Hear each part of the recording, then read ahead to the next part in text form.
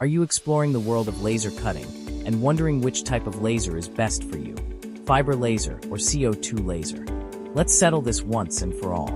In just a few minutes, you'll know which one fits your needs perfectly. Fiber lasers and CO2 lasers are two of the most commonly used technologies in laser cutting, engraving, and marking. Each has unique strengths tailored to specific applications. So what's the difference?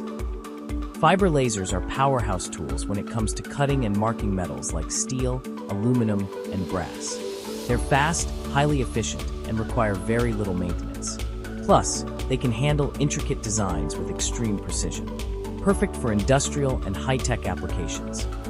CO2 lasers, on the other hand, are ideal for non-metals. Think wood, acrylic, textiles, glass, and even leather. They're versatile and well-suited for creative projects like engraving and decorative cutting. Artists and hobbyists love them for their flexibility. So how do they compare?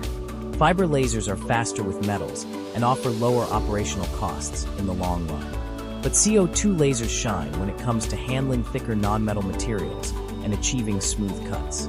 It all boils down to what you need. Budget is another factor.